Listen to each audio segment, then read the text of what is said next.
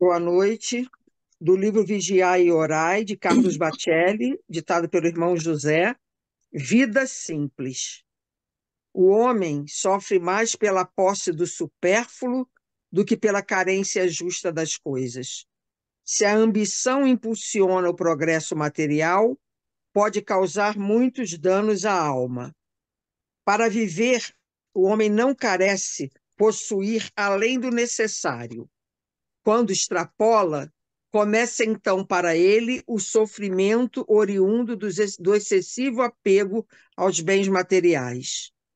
Quem não desse ao corpo além do indispensável, teria tempo de sobra para cuidar do espírito. O problema é que a maioria vive em função do ter e não do ser. A vida dos homens que se notabilizaram no campo da sabedoria e da espiritualidade era uma vida simples, voltada para os valores imperecíveis e imutáveis. Quem se aflige pelo que não tem, não sabe viver com alegria, nada tendo e tudo possuindo. Que assim seja, graças a Deus. Graças a Deus. Boa noite a todos. Vamos agora acalmar os nossos pensamentos e falar com Deus. Deus, Pai de amor e bondade, Divino Mestre Jesus, nós, em primeiro lugar, agradecemos a oportunidade de estarmos aqui reunidos para mais um estudo nesta noite. Pedimos que o Senhor possa nos abençoar e iluminar a nossa noite, nossos estudos, e que o anjo protetor, o anjo da guarda, o mentor espiritual da nossa irmã, que vai fazer o estudo desta noite, possa estar presente, intuindo, ajudando, protegendo, amparando a nossa irmãzinha para que tudo corra bem. E agradecemos, Senhor, pela proteção divina, pelos mensageiros do Cristo que está sempre nos protegendo, nos amparando, nos dando força. Agradecemos muito, Senhor, essa linda oportunidade de estudo e de proteção, de amor e de aprendizado. E que possamos dar início nesse momento, te dando graças a Deus e que assim seja. Graças a Deus. Obrigada, Ana Maria. Obrigada, Helenilza. Bom, boa noite, né, a todos. Hoje eu estou aqui na representação da Associação Fraternal e também vou fazer o estudo. Os nossos amigos da associação estão em reunião e nós vamos dar, então, continuidade, né, ao estudo desse livro, o quarto livro dessa série de André Luiz e Chico, Obreiros da Vida Eterna, falando hoje um pouco sobre o capítulo 2, que tem como título O Santuário da Bênção. Então, eu vou fazer uma projeção. Então, vamos lá. Nós vamos falar hoje no capítulo 2, né, que é o Santuário da Bênção. E vamos só retornar ao capítulo 1, só para nós podermos perceber a continuidade do que já foi falado anteriormente, né? No capítulo 1, que era intitulado Convite ao Bem, a equipe de André Luiz, que era composta pelo Jerônimo, que era o coordenador do grupo, pelo Padre Hipólito, né? Como eles chamavam, e por uma enfermeira que se chamava Luciana. O capítulo 1, com o convite que havia sido feito a esse grupo para irem à crosta terrestre para auxiliarem no trabalho dos futuros desencarnados. Então, eles iam fazer a assistência no momento do desencarne de alguns espíritos, né, que estavam na Terra. E isso a gente vai estudar ao longo do nosso seminário. Mas hoje, especificamente, nós vamos falar sobre no Santuário da Bênção, que após, né, serem orientados para esse trabalho do convite no bem, chegando ao final do capítulo, Jerônimo chama o seu grupo para que eles, então, se desloquem para o local onde eles iriam realizar os trabalhos. No entanto, antes deles irem para esse trabalho, Jerônimo conduziu o grupo dele saindo lá do Templo da Paz, conduziram para esse santuário, que era considerado como Santuário da Bênção. Então, nesse momento, já era tardezinha, eles chegam a este local. Então, vamos só entender um pouquinho esse cenário, né, do Santuário da Bênção. O que é esse Santuário da Bênção? Então, na verdade, ele é situado numa região dedicada aos serviços de auxílio aos socorristas, e ali eles recebem palavras dos mentores iluminados, né, como é narrado no livro, de habitantes das esferas mais puras e mais felizes. Então, quando eles chegam nesse santuário, eles ali recebem essa bênção, né? Quando eles observam essa construção, esse santuário, eles observam que tem uma estrutura física, né? Com um salão muito grande, onde, no fundo, se destacam assim, grandes aparelhos elétricos. Mais à frente, né, no outro capítulo, a gente vai entender um pouco mais disso. Mas, nesse local, existe uma rotina, como é dito no livro, né? De recepção e oração às equipes socorristas que partem dali para outras regiões. Então, o primeiro momento, né, dessa excursão, dessa ida aos lugares específicos, ocorre chegando ao Santuário da Bênção. E, de acordo com Cornélio, que é o diretor da instituição, ele diz que aquela casa ali ela é consagrada ao auxílio sublime dos governantes que habitam os planos mais altos.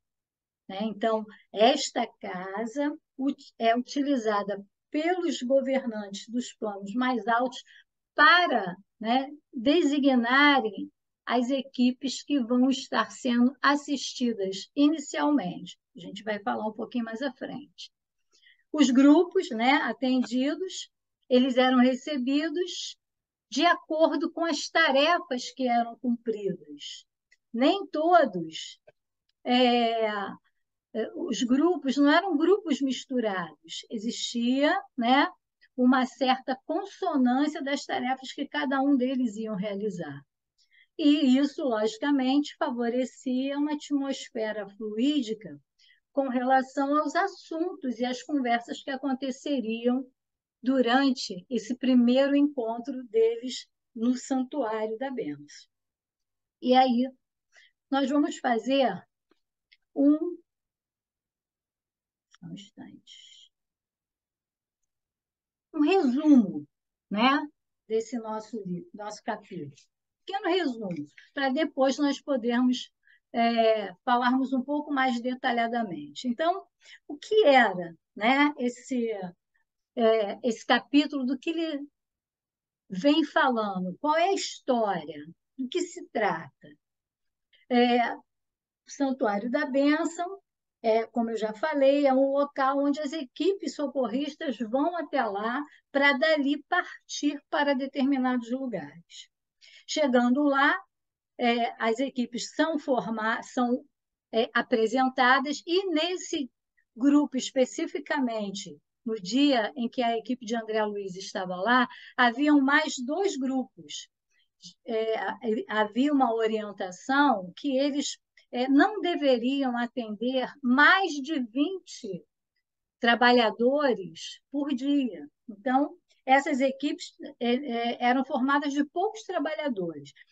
O primeiro grupo que estava lá e que foi apresentado era um grupo que estava destinado a ir aos asilos de crianças, né, que foram desamparadas, crianças órfãos, e ele era liderado por uma pessoa chamada Simprônia. O segundo grupo ele era liderado por Nicanor, e a atividade deles era uma atividade de assistência aos loucos de um antigo hospício. Junto com o Nicanor, havia também um assistente chamado Barcelos, que, quando esteve encarnado, era um professor, né? Muito estudioso e muito voltado para o trabalho da psicanálise. E o terceiro grupo, que era o grupo de André Luiz, chefiado por Jerônimo, no qual eles iriam, como já falei anteriormente, fazer, né, dar assistência a alguns espíritos ora encarnados na Terra no momento do seu desencarne. Então, esses três grupos, na verdade, eles não estavam sendo direcionados para regiões inferiores, eles estavam sendo direcionados para um trabalho de socorro. Então, aí a gente já observa uma consonância das tarefas que seriam realizadas por todos eles. Então, eles eram os três grupos que estavam lá para serem atendidos naquele momento.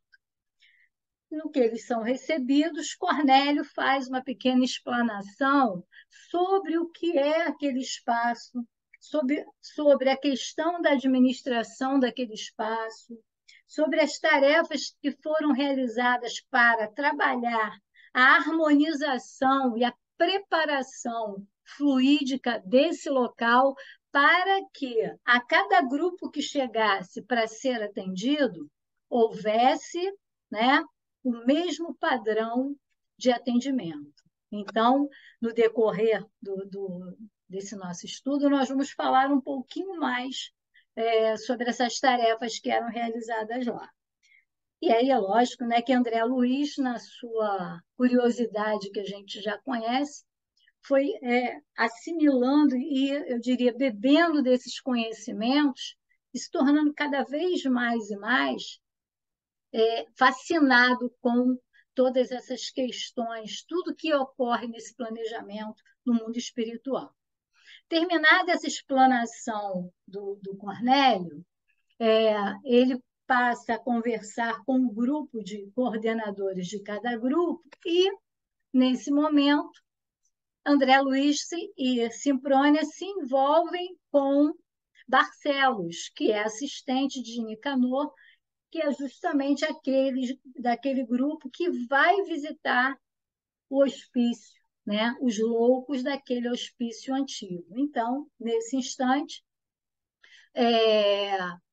André começa a interagir mais com Nicanor, perdão, com Barcelos, porque vai procurar também saber um pouco mais sobre o que, né, chama tanta atenção desse professor, desse interessado na psiquiatria. Então, nesse momento, eles começam a conversar sobre as questões relacionadas à loucura, né?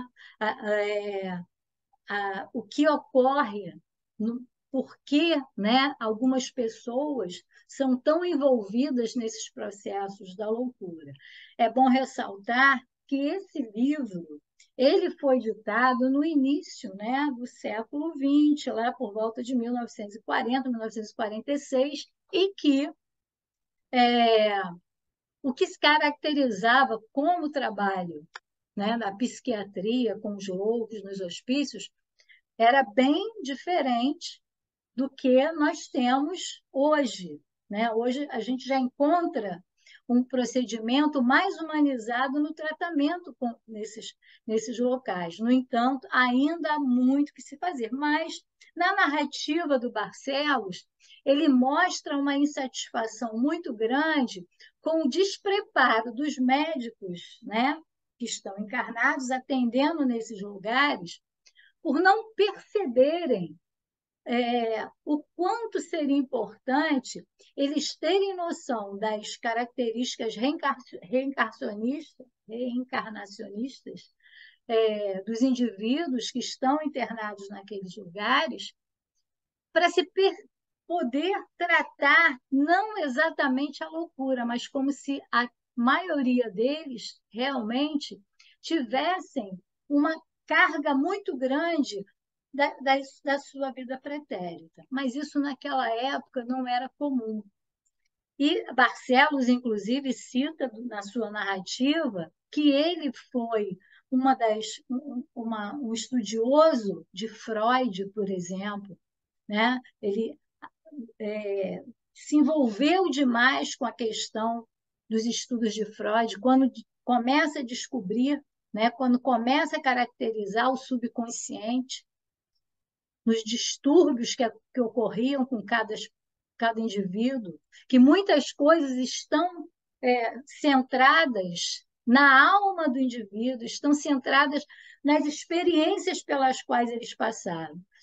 E Barcelos se coloca nessa situação de querer que fosse diferente, de querer, inclusive, que houvesse, nesse momento, médicos na Terra que pudessem se preocupar muito mais com isso e que eles pudessem inspirá-los para que mudassem os seus tratamentos, para que mudassem a forma como eles tratam esses médicos. E até no momento em que eu estava fazendo a leitura e o estudo desse capítulo, me veio à mente o trabalho que foi realizado também por Nício da Silveira, né?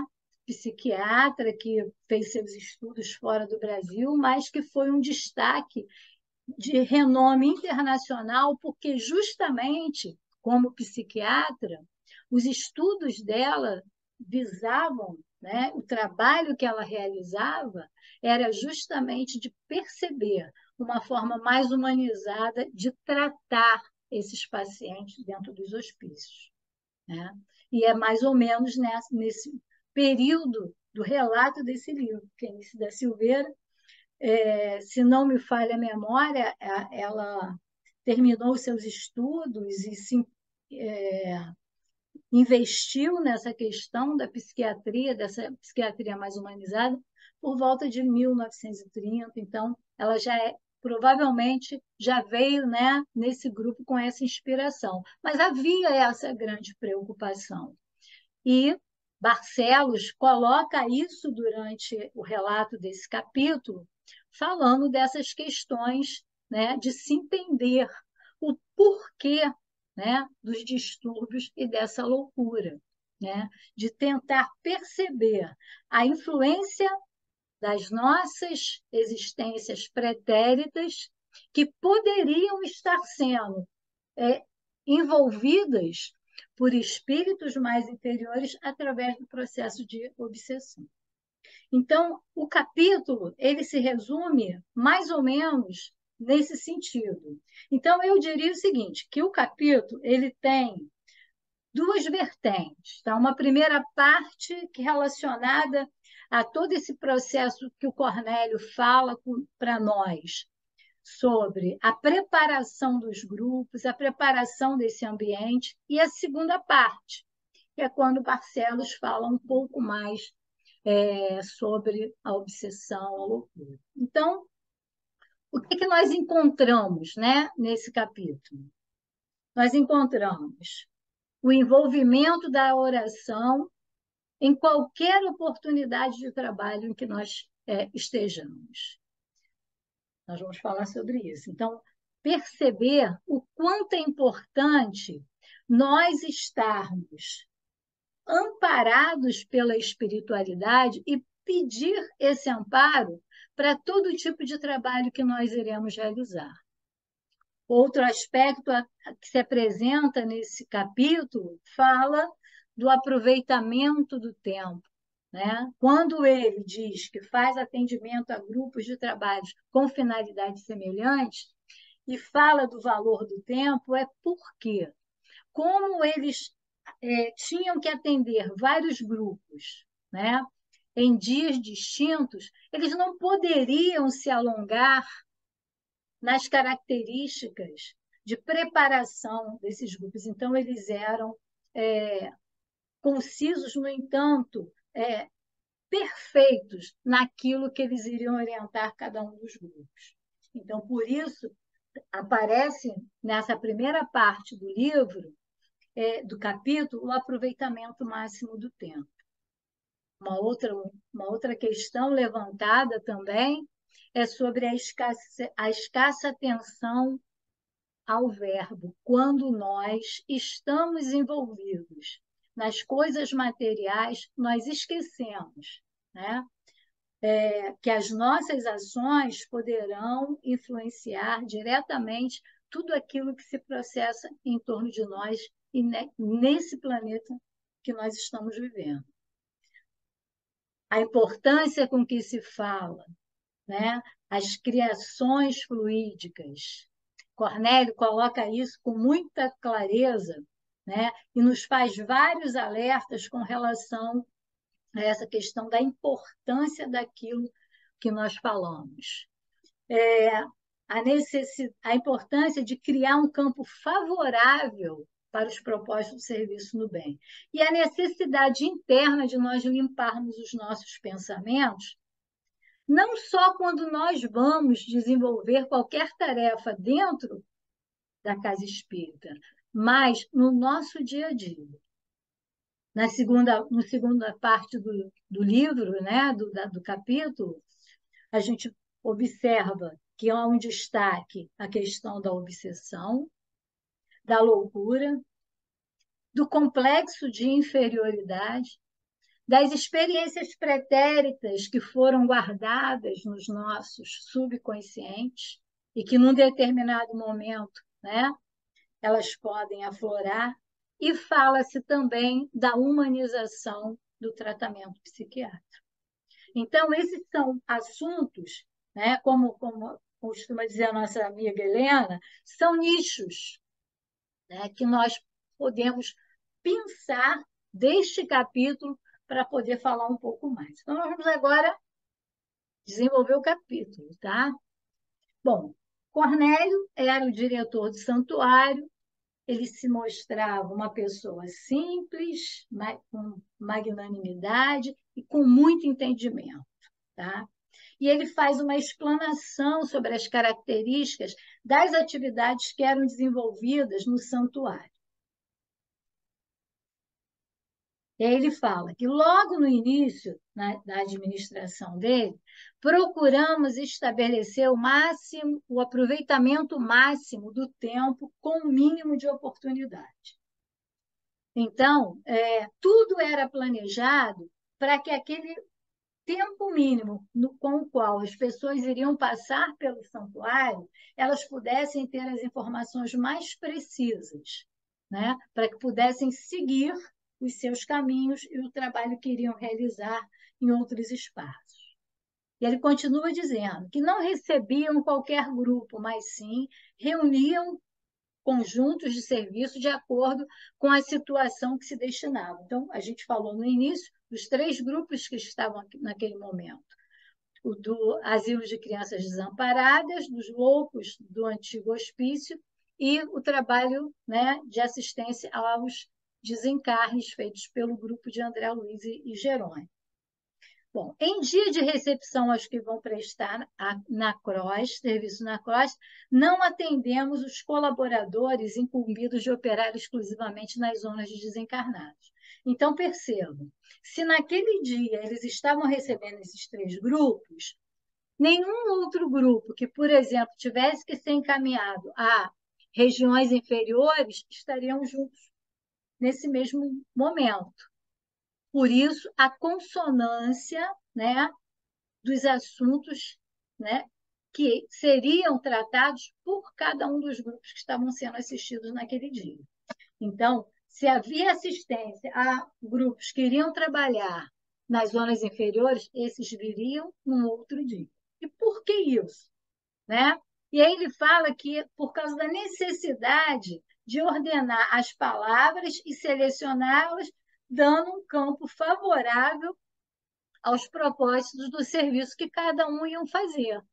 Se não começava a misturar muito os assuntos e terminava que as pessoas não conseguiriam realmente ter uma harmonia no processo das conversas e dos entendimentos. E a gente passa. A conversação cria o ambiente e coopera, em definitivo, para o êxito ou para a negação. Então, aquilo que eles iam conversar poderia ajudar ou prejudicar, que teria que ser feito depois. Não seria justo distrair a atenção, e sim consolidar bases espirituais com todas as energias ao nosso alcance que possam, aqueles governantes, lançar os recursos que buscamos. Então, se ele nos diz que aquela casa ali tem a influência de espíritos superiores, se no momento em que eles estão reunidos, eles precisam orientar as pessoas que aí estão, o que eles vão fazer nesse momento? Né? Utilizar aquela energia que vem do alto para essas orientações. E aí eu grifei esse pedaço da fala de Cornélio, que eu achei interessante.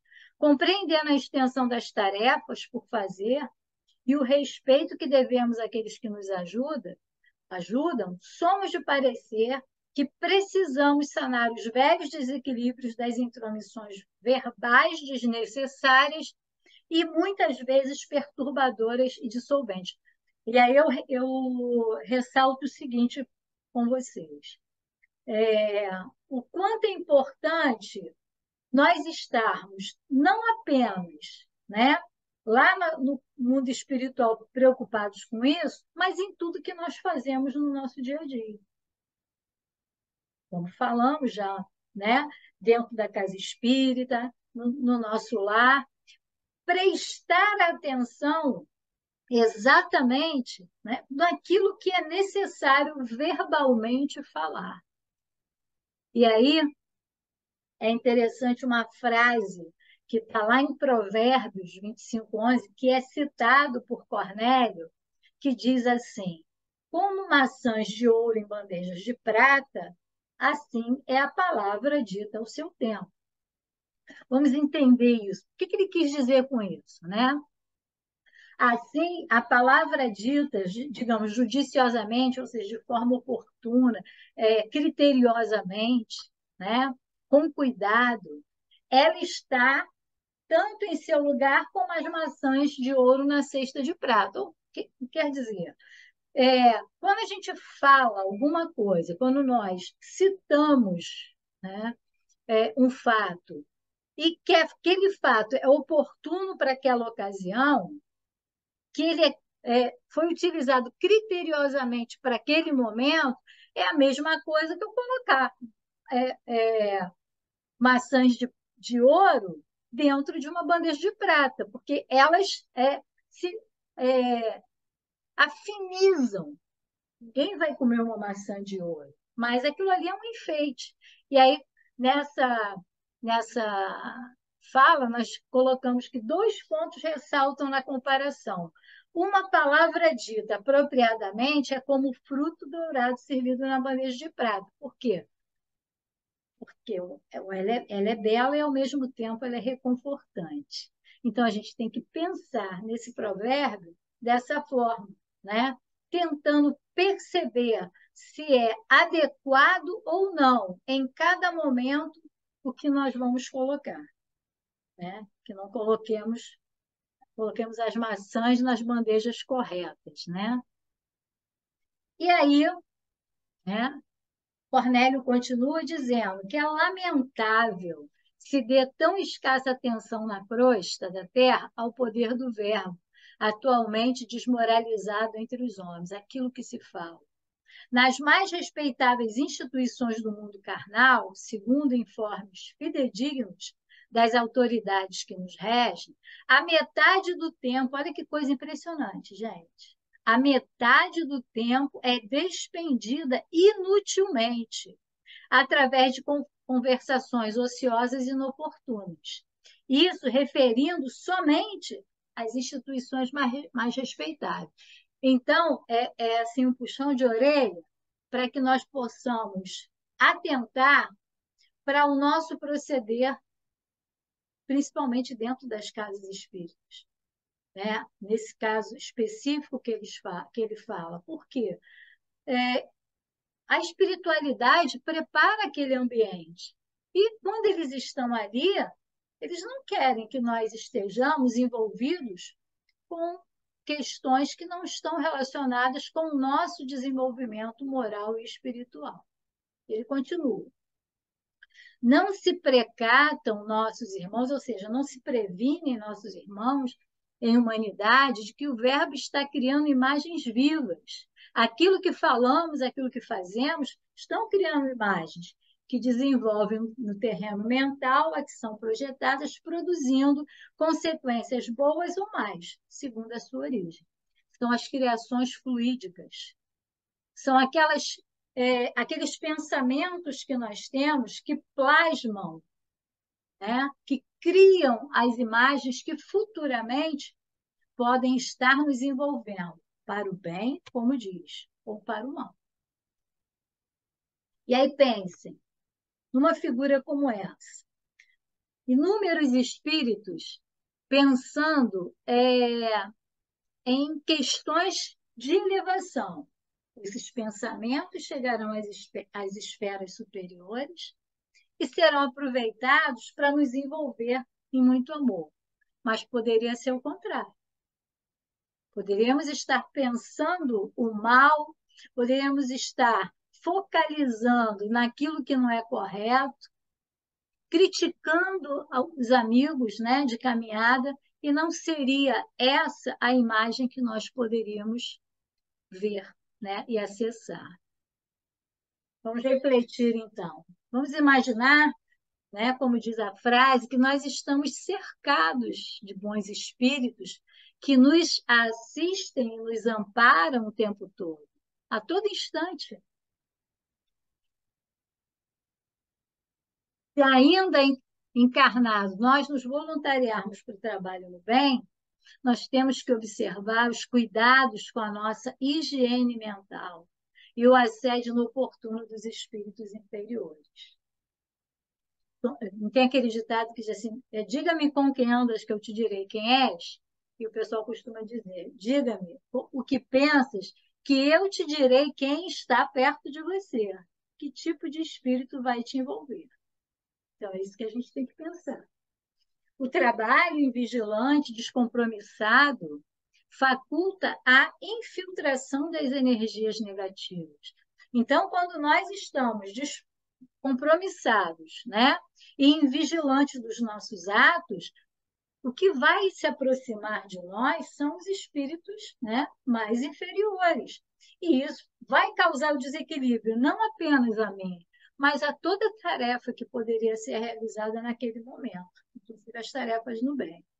Nessa última frase, a gente percebe que na espiritualidade, a gente observa isso em inúmeras literaturas, que há programas, né, de trabalho com ordem, disciplina e horário. Essas obras que nós estamos estudando, de André Luiz, a gente observa isso, essa disciplina, né? E é assim que a gente deve proceder, ainda encarnados, quando estivermos envolvidos nas nossas atividades nos centros, né? Nos locais em que nós fazemos o nosso voluntariado e damos assistência. E Bezerra de Menezes, no livro Amanhecer de uma Nova Era, ele diz que se as mentes humanas, ao invés do cultivo do egoísmo, da insensatez, da perversidade, emitirem ondas de bondade, de compaixão, de amor e misericórdia, certamente alternar-se-ão os fenômenos programados para a grande mudança que já se vem operando.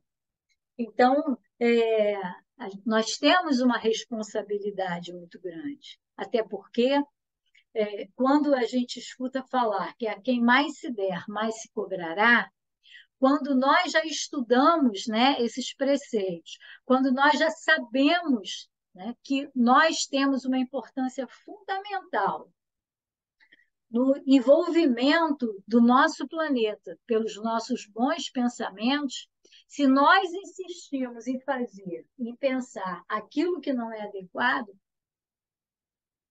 que tipo, né, de atmosfera eu vou gerar? Então, nós temos essa responsabilidade e nós sabemos que essa mudança já vem acontecendo há algum tempo.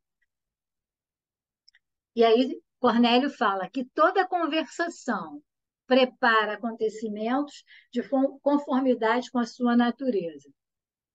Se o papo, né, se a conversa é uma conversa sadia,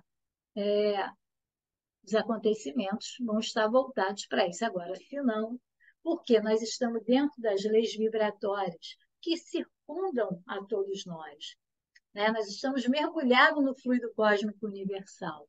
E os nossos pensamentos, os nossos atos, as nossas ações levam, né, essas energias a todo canto.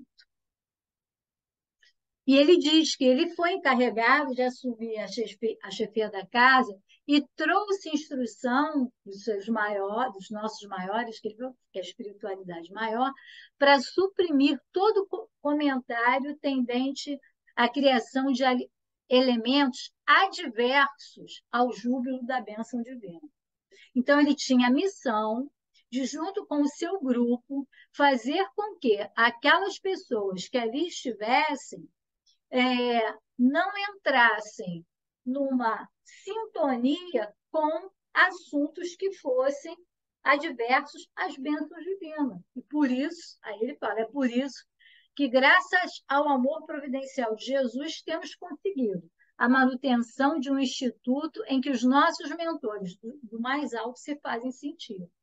Então, se até na minha casa, né, se é na nossa casa, nós utilizamos pensamentos, orações que envolvam o nosso lar com espíritos protetores, os nossos pensamentos estarão voltados para isso.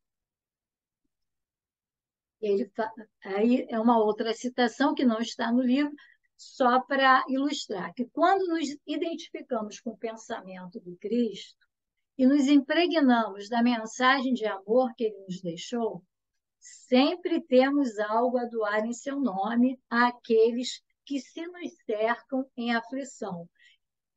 Mesmo que eu não tenha condições de assistir fisicamente aquele meu irmão que está necessitando, eu posso fazê-lo através da oração. Sempre haverá uma forma para eu poder ajudar. E aí, Cornélio diz que a ausência de qualquer palavra menos digna e a presença contínua de fatores verbais edificantes facilitam a elaboração das forças sutis, nas quais os orientadores divinos encontram acessório para se adaptarem, de algum modo, às necessidades da edificação comum. Então, se eu tiro as palavras, né, menos dignas e coloco fatores verbais que são edificantes, eu estou auxiliando a espiritualidade maior para que ela possa também me ajudar a edificar. E Sheila, irmã Sheila, tem uma frase interessante que ela diz o seguinte, que aprende a selecionar os pensamentos que te visitam como quem separa as sementes sadias para cultivar o solo da alma. Dependendo do que eu penso, eu posso semear na minha alma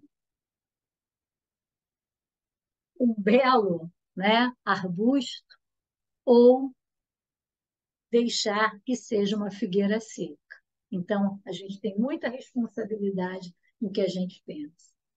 E aí ele fala que durante alguns dias eles trabalharam nesses ensinamentos, buscando justamente, né, nesse grupo que atua com ele dentro da casa, para que eles percebessem a necessidade da limpeza dos pensamentos e a abolição dos costumes de tentar o suborno da divindade com as falaciosas promessas. Ah, se você conseguir isso para mim, eu faço isso. Não tinha isso. Alguns ainda têm. Então, eles tiveram alguns dias, e quando eles sentiram que todos estavam conscientes das lições, né, aí eles começaram a aplicá-las em todos os grupos. E no livro Nas Fronteiras da Nova Era, Sueli Caldas, que faz uma leitura das obras, né, de algumas obras de Manuel Filomeno de Miranda, ela nos diz que o Espiritismo compreende que o pensamento é a base de toda a vida humana, né? Então, temos que atentar para aquilo que nós estamos pensando. Quanto mais os encarnados vibram com amor, de forma mais homogênea possível, mais produtivo e frutíferos serão os resultados do trabalho. Então, seja na hora em que eu estou assistindo o meu curso, seja na hora em que eu estou numa mesa mediúnica, seja na hora que eu estou fazendo um atendimento fraterno, seja na hora em que eu estou fazendo uma visita fraterna, seja no momento em que eu estou fazendo, né, a apresentação de um estudo, seja no momento que eu estou em casa assistindo a minha família, né, aqueles que necessitam de nós, seja no trabalho, no momento em que eu estou me relacionando com as outras pessoas, né? Então, quanto mais encarnados, quanto mais nós fizermos essas nossas tarefas de alma aberta, com amor, com boa vontade, nós vamos colher melhores frutos daquilo que a gente faz.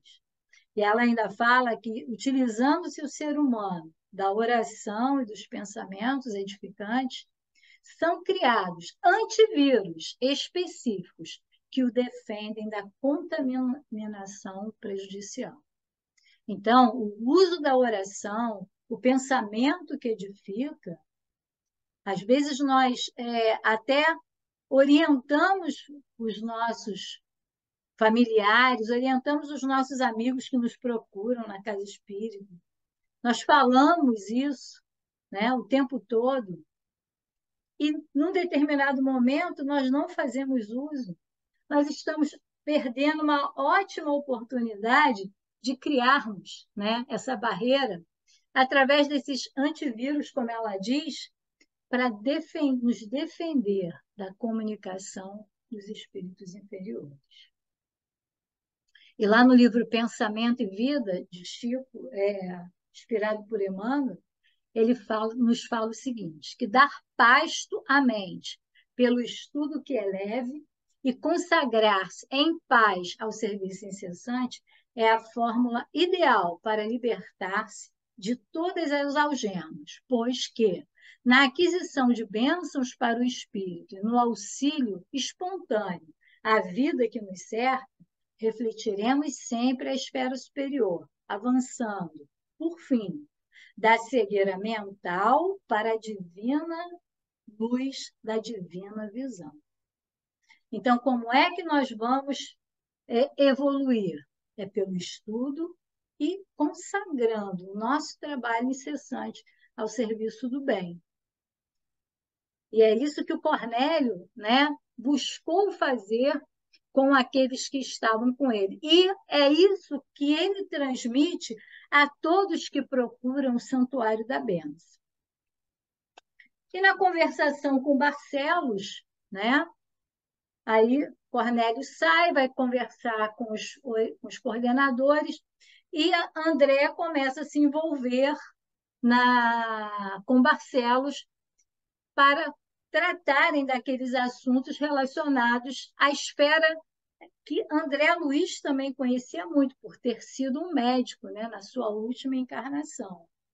E Barcelo faz alguns relatos e faz também algumas críticas aos trabalhos que eram realizados, né, nesses antigos, né, hospícios, ou no antigo hospício que eles iam assistir, onde ele percebia que, na maioria das vezes, aqueles que estavam lá sofriam daquela loucura, mas que, na verdade, a essência da loucura estava nas perturbações mentais que vinham, inclusive, dos próprios verdugos, né? Dos obsessores, de outras vidas que faziam com que, no subconsciente dessas pessoas, aflorasse um pouco mais a característica dessas perseguições e daquilo que tinham feito.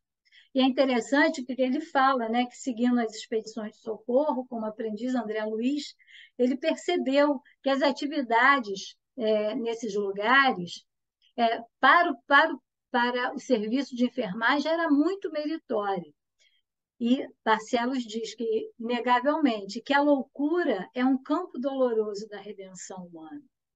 E, por motivos particulares, ele resolveu consagrar o trabalho dele da medicina espiritual, envolvendo, né, com essas características desses lugares, porque era onde tinham muitos dramas e muitos problemas complexos. E aí ele diz que, com exceção de raríssimos casos, todas as anomalias de ordem mental se derivam do desequilíbrio da alma. Olha que interessante, né? Estamos longe de contar com um número suficiente de servidores treinados para socorrer eficazmente os encarcerados na cadeia das obsessões terríveis e amargurosas. Ainda existe isso, mas naquela época em que o livro foi escrito, como nós já citamos, ainda era muito incipiente, né, o trabalho com esses grupos. Nos casos de perseguição sistemática das entidades vingativas e cruéis no plano inacessível às perseguições do lugar, temos, invariavelmente, uma tragédia iniciada no presente, com a imprevidência dos interessados, ou que vem do pretérito próximo ou remoto, através de pesados compromissos. Então, nessa encarnação, alguns vieram com a característica de tentar resolver, né, essas pendências que ficaram do passado. E a necessidade do tratamento é inevitável, né? Mas ele diz que os psiquiatras modernos, se eles penetrassem nos segredos de semelhantes fatos que se iniciariam a terapêutica à base dos sentimentos cristãos, antes de qualquer recurso de hormonioterapia e eletricidade. Por causa dos choques naquela época, a forma de se dopar demais o paciente.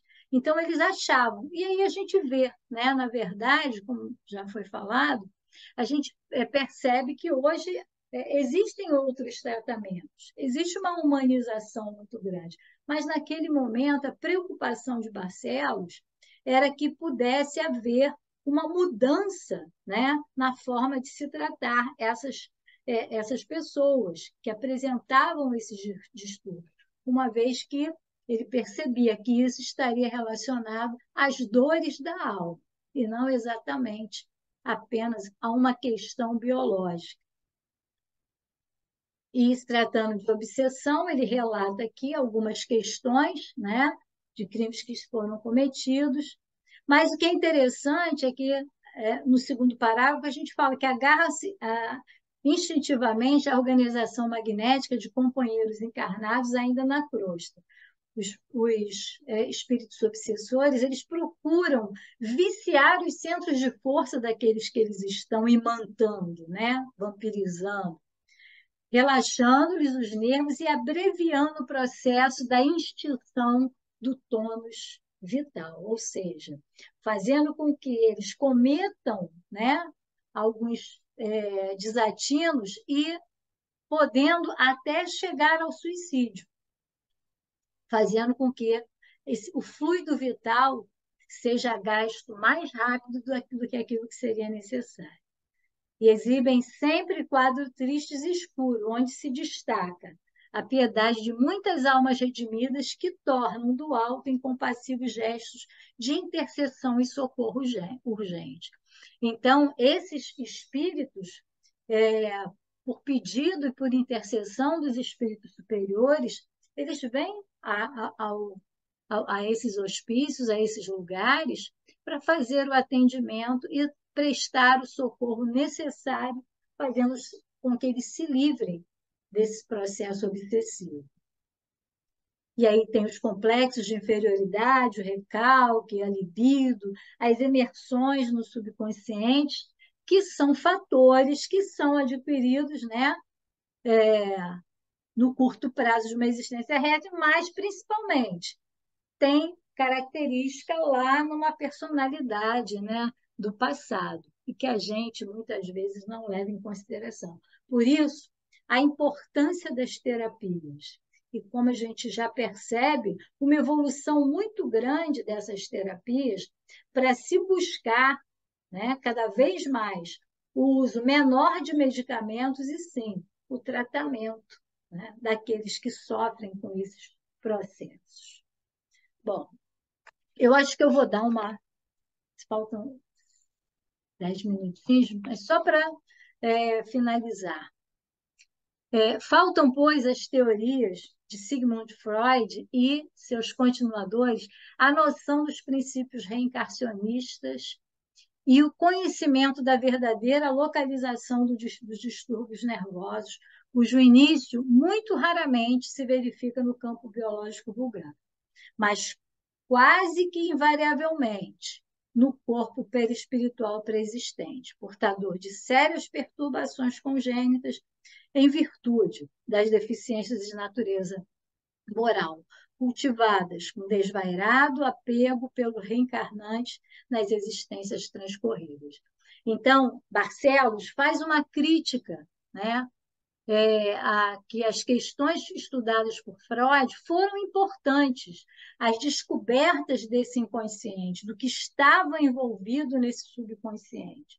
No entanto, eles ficaram muito mais na questão do científico, não se aprofundaram, né, nesses tratamentos. Mais à frente no livro até tem uma parte que ele fala de que os médicos tratam um cisto, observam o cisto, mas não o tratam, né? Observam a ferida, mas não cortam o abscesso, que, na verdade, existia a teoria, mas faltou a eles perceber, justamente, esse processo dos princípios reencarnacionistas e o conhecimento da verdadeira localização dos distúrbios de cada um. E aí, Barcelos continua, faz mais algumas ponderações sobre essa questão do atendimento aos loucos, né? Dessa humanização dos tratamentos, e chega um momento que toca um sino e eles são, então, levados a um novo processo que viria, então, no capítulo seguinte, que aí nós vamos estudar na próxima semana. Então, nós vamos parar a nossa projeção aqui e eu vou abrir para vocês, quem quiser fazer alguma observação, esse é o momento. Que tenham tido alguma outra percepção, né, do nosso capítulo, e a gente vai conversar um pouco. Ainda temos alguns minutos aí. 6 minutos, mas são 6 minutos. Agora é com vocês. Alguém gostaria de falar alguma coisa?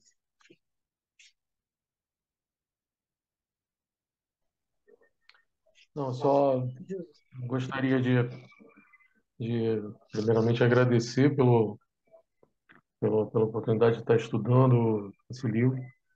No primeiro capítulo já me emocionei bastante quando eu li, né? São muitas verdades. Nesse segundo capítulo também, porque trata de temas delicados, como a obsessão, como a loucura, a própria reforma íntima, né? Que nós temos que passar por aqui, e quando nós desencarnamos também existe essa reforma íntima. Então, os pontos que você destacou do capítulo foram os pontos que eu também sublinhei, que eu achei interessante. E é isso. É só mesmo para agradecer mesmo. Eu estou participando, né, desse grupo e estou aprendendo bastante. E o conhecimento é uma coisa importante e eu gosto muito desse. E hoje foi mais uma aula bem produtiva. E Só peço desculpa, caiu aqui a luz, uma quedinha, me derrubou e eu tive que voltar correndo. Não tem Mas foi muito problema. bom, tá bom? Olha, Parabéns pelo. tem um livro que nós estudamos, Helenilza, que está aqui presente, estudou junto conosco, quando nós estávamos na época da pandemia, o grupo mediúnico que nós estávamos, nós fizemos um estudo online, né? Um livro do projeto Manuel Filomeno de Miranda, que é chamado Consciência e Mediunidade. E eles fazem, o grupo, né, esse grupo de estudo do Manuel Filomeno, eles fazem um estudo muito interessante sobre essas questões da consciência, essas questões que são levantadas por Barcelos, desse aprofundamento da gente entender o que é esse processo, né, de buscar nesse nosso cofrinho, né? Tem até uma figura interessante que nós até utilizamos no estudo, que era a figura de um iceberg, em que a parte que fica fora do mar, né, acima do mar, da água, é uma parte muito pequena, que o que está embaixo é muito maior do que está em cima. E é interessante uma comparação que é feita desse iceberg, porque a parte que fica fora é a nossa consciência, é a nossa razão, é aquilo que a gente percebe, né? É o nosso imediato. O que fica abaixo, numa proporção próxima ainda desse nível da água, é o nosso subconsciente, são as nossas lembranças, né? É aquilo que Freud estudou, né? Que Jung também, que foi discípulo de Freud, também se aprofundou um pouco.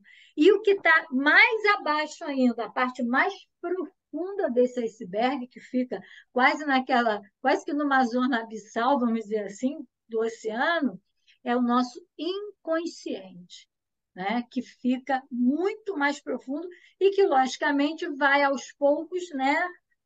Florescendo. E se a gente pensar que quando nós estamos no nosso processo de sono, nós acordamos para as nossas realidades, inclusive as pretéritas, nós temos contato com essas consciências. Então, o que esses estudos do Barcelos, por exemplo, né, nesse acompanhamento, nesses hospícios, ele destaca essa questão, a importância desses estudos, mas, mesmo sabendo que está ali submerso, eles vão aparecer num determinado momento. E a loucura traz isso.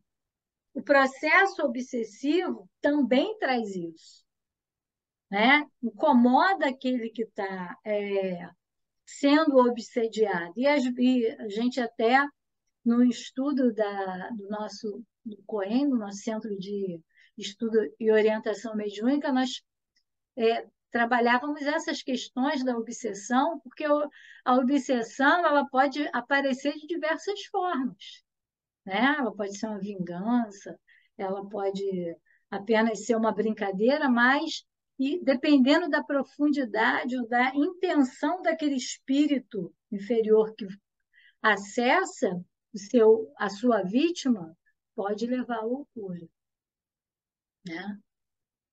Outra colocação, alguma dúvida? Não, gente? Bom, de minha parte, né, eu quero agradecer a participação de vocês, de terem estado aí. Espero que a gente tenha conseguido realmente entender esse capítulo.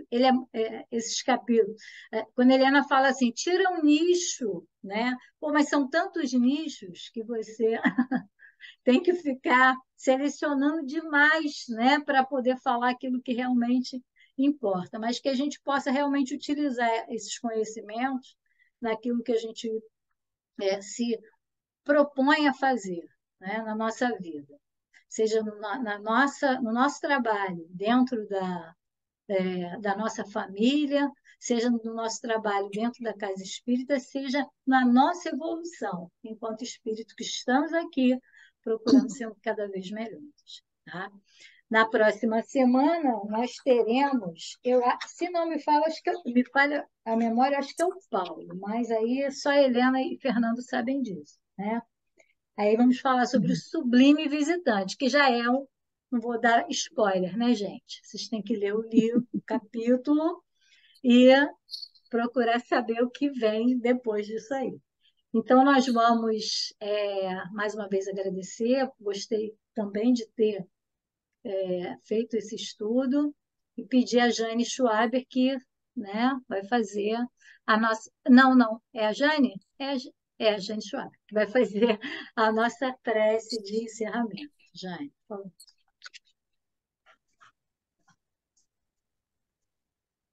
Deus, nosso Pai, Jesus, nosso Mestre,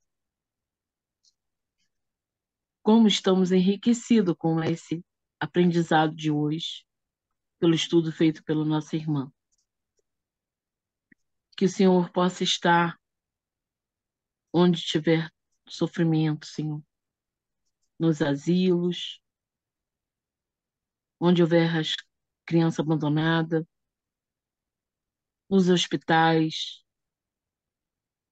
e que os desencarnados sejam recebidos na espiritualidade com muita luz, com muita harmonia, com muita paz.